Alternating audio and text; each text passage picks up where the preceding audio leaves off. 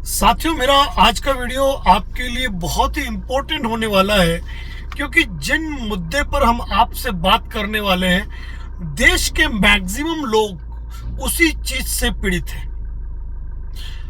अगर देश में देखा जाए कि कौन से लोन की ज्यादा भरपाई नहीं हो पा रही है या कौन से लोन जो है वो लोगों द्वारा नहीं चुकाए जा रहे हैं, तो जवाब आएगा अनसिक्योर्ड लोन। और अनसिक्योर्ड लोन में भी वह लोन जो ऑनलाइन दिए गए हैं, लोन ऐप के जरिए दिए गए हैं, क्रेडिट कार्ड के प्री अप्रूव्ड लोन के रूप में दिए गए हैं, या ये कह दीजिए कि किसी व्यक्ति के अच्छे सिविल रिकॉर्ड को देखते हुए उसे जो प्री अप्रूव्ड लोन ऑफर किए जाते हैं विदाउट एनी डॉक्यूमेंट, उन लोन के बारे में हम बात कर रहे हैं। क्योंकि देश के मैक्सिमम लोग केवल और केवल उन्हीं लोन में अधिकतर डिफॉल्ट है। अब बात ये हो जाती है कि टोटली लोन जो है वो अनसिक्योर्ड लोन है, और इन अनसिक्योर्ड लोन को लेने के बाद यदि किसी भी कारणवश, किसी भी वजह से यदि उस व्यक्ति ने अपना एड्रेस चेंज कर दिया, अपना मोबाइल नंबर चेंज कर दिया और उस नए एड्रेस और मोबाइल नंबर से उस एनबीएफसी कंपनी को इंफॉर्मेशन नहीं दी, तो ऐसी स्थिति में क्या कानूनी कार्रवाई होगी?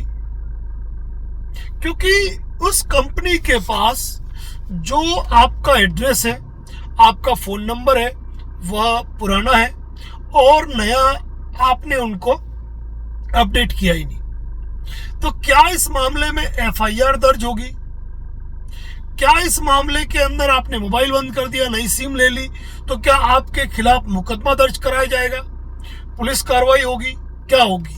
आज इसी मुद्दे पर बात करते हैं। और बात यहाँ पर यह भी कि यदि आपने उन लोन का भुगतान नहीं किया तो उनकी कानूनी कार्रवाई भी क्या रहेगी।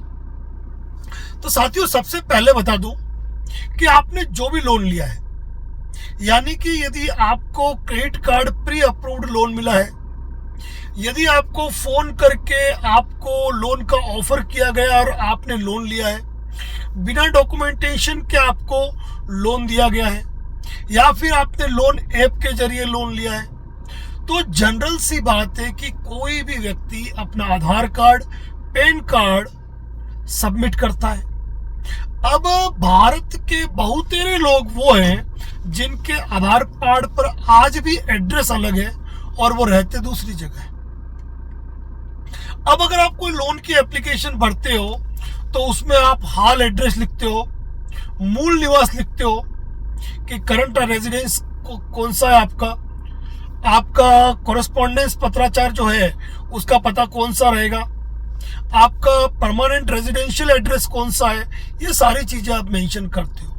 लेकिन मान लीजिए कि आपका रहना जो था वो किराए का मकान था, आपने चेंज कर लिया, किन्हीं हालातों के चलते आपने मकान बेच दिया, दूसरा ले लिया, आप किसी दूसरे शहर में शिफ्ट हो गए, या लगातार रिकवरी के एजेंट्स के आपके फोन आ रहे थे, आपने सोचा माथापोड़ी मिटाओ, रोज के 100-200 फोन करते हैं, आपने तो सिम ही बदल दो और आपने नंबर ही चेंज कर दिया।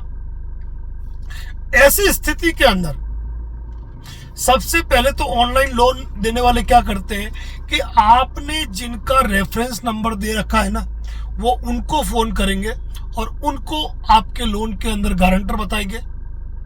ये कहेंगे कि लोन की गारंटी आपने ली थी, या आपका रेफरेंस है, या आपके मिलने वाले हैं, तो इस लोन के लिए उनको आप सूचना दो, या फिर उसी व्यक्ति को हैरान परेशान करना शुरू कर देते हैं। अब वह व्यक्ति तो सीधे फटकार लगा सकता है, चाहे तो पुलिस में कंप्लेंट कर सकता है। इसके बाद क्या होता है कि अगर आपने ऑनलाइन लोन लिया है ना, तो आपके जो भी कॉन्टेक्ट नंबर है वो उस ऐप ने एक्सेस कर लिए। अब आपके फोन में कोई नंबर बॉस के नाम से सेव है, कोई माँ के नाम से सेव है, कोई होम के नाम से सेव है, कोई बहन के नाम से सेव है, यानी कि आपके जिस भी फैमिली रिलेशन से, जिससे कि ये लगे कि वह व्यक्ति जो है आपसे कनेक्टेड है, ये उन लोगों को फोन करके हैरान परेशान करना शुरू कर देते हैं। तो वहां पर वो लोग भी तगड़ा जवाब दे सकते हैं और धमका सकते हैं। अब इनसे भी दाल नहीं गली तो वह कानूनी कार्रवाई करेंगे। अब कानूनी कार्रवाई क्या करेंगे, नोटिस भेजेंगे। अब उस एड्रेस पे आप रहते ही नहीं हो, नोटिस लौट के चला जाएगा। और ये जो लोन है ना, कौन से लोन, क्रेडिट कार्ड का जो प्री अप्रूव्ड लोन होता है, या फिर आपको जो बिजनेस लोन ऑफर किया गया, या फिर आपको जो पर्सनल लोन ऑफर किया गया, उसमें section 25 the payment and settlement act, यदि आपने ऑटो डेबिट की परमिशन दे रखी है तो ही सेक्शन 25 का मुकदमा आपके ऊपर होता है। तो सबसे पहले उसके लिए लीगल नोटिस आएगा। अब घर पे थे नहीं, नोटिस मिला नहीं, लेकिन अंतिम ज्ञात एड्रेस पे नोटिस देना पर्याप्त है। फिर कोर्ट का समन आएगा, बेलेबल वारंट आएगा, अरेस्ट वारंट आएगा, और आप मिले ही नहीं तो मफरूरी हो जाएगी, यानी स्थायी वारंट जारी हो जाएगा। लेकिन यदि आपका ऑटो डेबिट नहीं है तो ऐसी स्थिति के अंदर साथियों ये मान के चलो कि वहां बैंक के हाथ खाली रहेंगे, कंपनी के हाथ खाली रहेंगे। कारण क्या है, अगर वो आर्बिट्रेशन नोटिस भेज भी देते हैं, आपके एब्सेंस में आर्बिट्रेशन अवार्ड पारित भी कर देते हैं, तो उसका एग्जीक्यूशन कहां से कराएंगे। और यदि आपके पास कोई प्रॉपर्टी होती, आपकी स्थिति सुदृढ़ होती, तो क्यों आपको ये सब चीजें छोड़नी पड़ती। तो एग्जीक्यूशन करना भी इतना आसान नहीं है।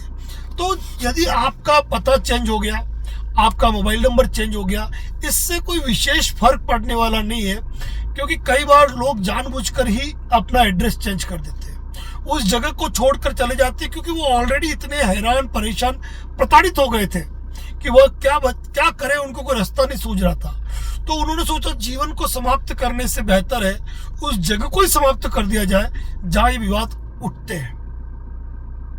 तो फोन नंबर चेंज कर देने से, मोबाइल नंबर चेंज कर देने से, एड्रेस चेंज कर देने से कोई एफआईआर आपके खिलाफ दर्ज नहीं कराई जा सकती है, क्योंकि आपने जब लोन लिया आप उस जगह रहते थे, और उस लोन के अनुबंध में यदि कोई ऐसी शर्त थी जो आपको ध्यान में नहीं कि आपका पता परिवर्तित होगा, आप सूचना करोगे, लगभग इस प्रकार की टर्म एंड कंडीशन कभी होती नहीं है।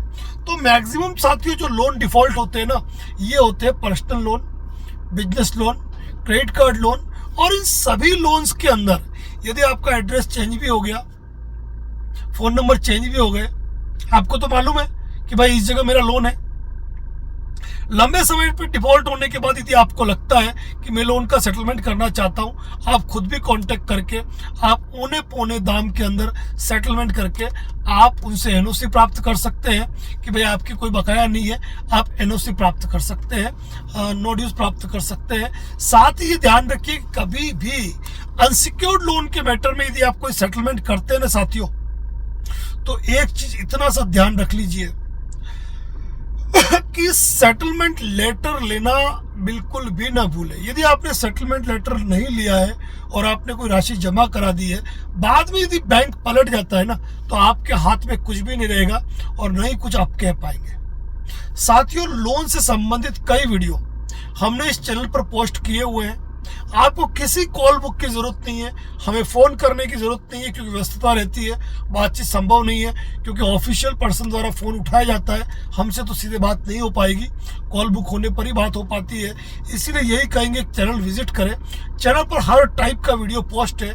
इसके बावजूद भी यदि कोई क्वेरी है तो आप इस नंबर पे कॉल बुक का टेक्स्ट मैसेज करें, आपकी कॉल बुक होगी, आपको स्वतः हमारी तरफ से कॉल आएगा, जहां आप अपने क्वेश्चन तैयार रख सकते हैं और हर सवाल का एक बखूबी जवाब आप पा सकते हैं। और एक बात ध्यान रखिएगा, मैं स्पेशली कहता हूं कि लोन से संबंधित कई वीडियो इस चैनल पे पोस्ट है।